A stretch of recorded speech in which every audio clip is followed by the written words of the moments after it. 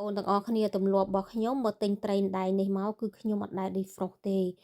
defrost ឆ្អាបចេញទឹករំអិលមកឆ្អាបពេញផ្ទះគឺខ្ញុំលាងទឹកក្តៅឲ្យស្អាតដាក់អាំងទាំងកក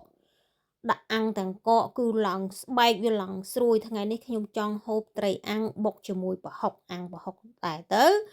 លីងខ្ទឹមសខ្ទឹមក្រហមនិងម្ទេសឥឡូវនេះត្រីឆ្អិនហើយប្រហុកក៏ឈ្ងុយគឺចាប់ផ្ដើមបេះផ្ដើព្រួយនេះអត់ចោលទេគឺញ៉ាំផ្ដើដោយសារអីវានៅក្តៅក្តៅហើយឡងស្រួយពេលខ្លះខ្ញុំយកត្រីនឹងស្លនំបញ្ចុកក៏ប៉ុន្តែអត់ស្ងោរទេគឺខ្ញុំអាំងចឹងហើយយកទៅបុកជាមួយគ្រឿងយកស្លនំបញ្ចុកឆ្ងាញ់ឥឡូវនេះគឺបុកខ្ទឹមសខ្ទឹមក្រហមដែលយើងបានលីងនឹងហើយដាក់អំពិលទុំដាក់ប្រហុកដាក់ត្រីបុកចូលខ្ញុំអត់ហៅទឹកគ្រឿងទេទឹកគ្រឿងខ្ញុំស្ងោរត្រីតែនៅពេលដែលខ្ញុំអាំងត្រីបុកចឹងគឺខ្ញុំហៅត្រីអាំងបុកប្រហុកនេះជាទម្លាប់របស់គ្រួសារខ្ញុំនៅពេលដែលខ្ញុំហូបបើចង់ឲ្យវាខាប់